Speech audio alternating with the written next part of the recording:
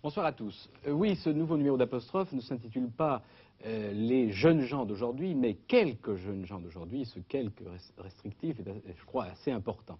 Quelques jeunes gens d'aujourd'hui à travers des récits, des témoignages, des romans, et à travers la personnalité aussi de 2 ou 3 très jeunes écrivains.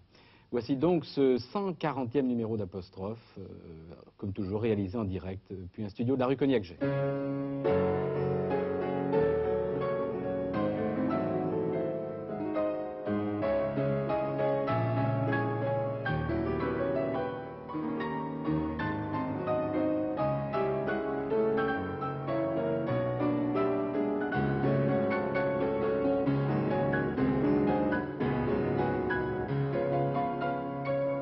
Alors mes invités, en voici un d'ailleurs très jeune, c'est Walter Prévost, il est né en 1956, il a écrit son premier roman à l'âge de 20 ans.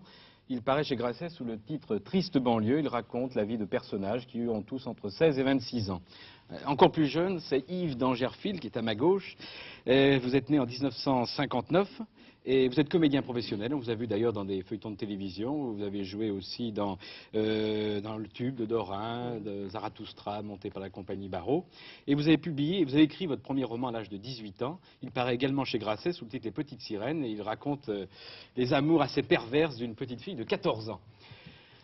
Alain Pacadis, lui c'est un vieux, il a 27-28 ans, mais c'est un punk. Un punk, oui. D'ailleurs ça se voit, je crois, que c'est pas besoin de le dire.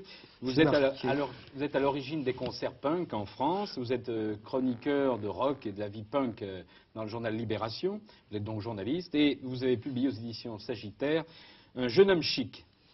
À côté de vous, Joël Tourmelin, qui est breton. Toumelin, pardon, oui, c'est vrai. Toumelin qui est breton, vous êtes marin depuis l'âge de 16 ans. Vous êtes spécialiste des problèmes d'hydrographie, et puis vous avez abandonné la marine il y a très peu de temps pour je crois que vous êtes devenu cadre dans une grande société, et vous avez raconté dans un livre intitulé Le sac à beurre aux éditions France Empire vos aventures bien de marin. À côté de vous, Francis Rick, c'est un nom très très connu des lecteurs de la série noire, de Carré Noir, de Poche Noire, enfin toute cette série, car vous y avez publié au moins une vingtaine de romans. Et le dernier, qui est paru dans la collection Super Noire, donc chez Gallimard, s'intitule Nos intentions sont pacifiques. Et les principaux personnages sont des marginaux, nous y reviendrons tout à l'heure. En face de vous, Hugo Verlhomme, qui a 26 ans, c'est un ancien journaliste, il travaille à Paris, et puis maintenant vous vous êtes retiré dans une île bretonne pour y écrire, pour votre métier d'écrivain. Et vous venez de publier aux éditions Maritimes et d'Outre-mer votre deuxième roman intitulé Mère-Mère. Et puis je vais commencer par Guy Gilbert, qui publie aux éditions Stock 2 un livre intitulé Un prêtre chez les loupards. Et alors là, il n'y a pas besoin de vous présenter, tout est dans le titre. Un prêtre, parce que vous êtes prêtre et vous travaillez chez les loupards du 19e arrondissement. Mais qu'est-ce que c'est qu'un loupard, les loulous? C'est que ça. À quoi les reconnaît-on? C'est difficile de dire à quoi on les reconnaît, mais enfin, je crois que la plupart des gens reconnaissent ce qu'est un jeune de la rue. Je crois que c'est difficile de nommer, premièrement, ce qu'on appelle loupard. Je crois que c'était difficile de trouver le titre. C'est pas moi qui l'ai trouvé, mais enfin, il fallait quand même nommer, si tu veux. Ce qui est difficile, c'est de dire en 2 mots ce qu'est un jeune qui traîne, un jeune qui est rejeté un peu de partout, et un jeune qui est perdu souvent dans la ville. Voilà, c'est celui avec lequel je vis depuis 13 ans, une bande de jeunes. C'est un jeune dont la famille, c'est la bande. Oui, c'est assez sommaire, oui. C'est la famille, c'est souvent désagrégé, pour état de raison, parce que le milieu, les mètres carrés sociaux étaient insuffisants, parce que le père bosse trop loin de Paris, à 2 heures aller, 2 heures retour, le père n'a pas le temps de regarder son môme. Bon, le môme fout le camp, il n'y a personne à la maison. Parce qu'aussi, il y a eu divorce, séparation. Et l'enfant descend très rapidement dans la rue vers l'âge de 12 ans. Et se constitue déjà en petite bande. Il suffit de regarder un peu dans les grandes villes, dans les grands ensembles, ces bandes de jeunes qui se rassemblent parce que personne ne les attend, mais parce que aussi, souvent, les parents ne peuvent pas les attendre. Pris par un travail trop dur, bousculé à droite et à gauche, et l'enfant s'en va doucement et constitue une bande qu'on trouve un peu partout dans les rues. Voilà. Oui, mais là vous dites, par exemple, page 34, vous vous posez la question, à quoi reconnaît-on un loulou? À son allure à la fois arrogante et fuyante, à sa gueule plus ou moins cassée, dents de devant ébréchées par les coups, oui, et à ses tatouages. Oui. Vous faites une description physique tout de même. Oui, c'est vrai. C'est exact.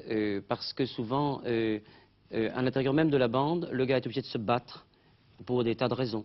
Parce que le phénomène de bande fait qu'ils s'opposent les uns aux autres dans des quartiers différents. Parce que la violence dans laquelle on les a mis tout jeunes fait qu'ils sont très violents. Évidemment, moi je vois bien, Bernard, lorsque je vais dans le métro, les gens ne savent pas que je suis prêtre. Hein. Bon, ben, ils ont un peu peur. Ils ont peur du costume extérieur. Hein.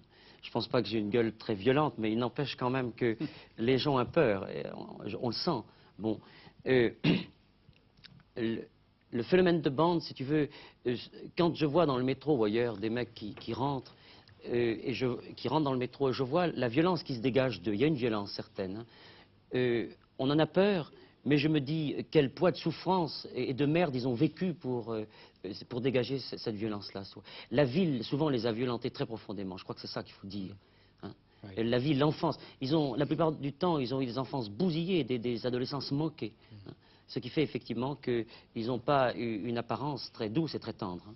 Bon, bah, parce que tu me tutoies, alors je vais te tutoyer. Hein, si tu veux. Hein, ouais, bien. Mais j'ai vu d'ailleurs que, toi aussi d'ailleurs, tu as cogné au début, c'est la première page du livre. Oui, j'ai cogné très rarement, hein, parce que, si tu veux, effectivement, une de mes premières rencontres a été très difficile. Peut-être que sans le vouloir au début, je me suis immiscé dans une bande et en jouant peut-être au chef de bande, ou peut-être en prenant la place d'un chef de bande sans m'en apercevoir. Et l'un d'entre eux m'a remis en place en m'insultant, j'étais obligé de me battre. Pourquoi obligé? J'étais obligé de me battre parce que si tu es insulté dans la rue, tu ne peux absolument pas, sinon tu te dégonfles et tu ne pourras plus jamais rester avec eux. Je crois qu'il fallait me battre, je l'ai senti tout de suite. Mais Jésus a dit, il faut tendre l'autre main. Ça, Bernard, tu es un très bon prêtre peut-être de Ah non, pas du tout. Mais non, si mais tu veux, je crois que dans la rue, Bernard, il faut faire l'exégèse, si tu veux, pour appartenir à ce peuple de la rue, où il y a des lois très fortes et très précises. De temps en temps, il faut se battre. C'est très important pour eux. Si je m'étais dégonflé en foutant le camp, je crois que jamais j'aurais pu travailler avec eux. Je suis sorti la tête en sang de cette bataille, mais l'un d'entre eux m'a dit quelques jours après, tu es l'un de nous.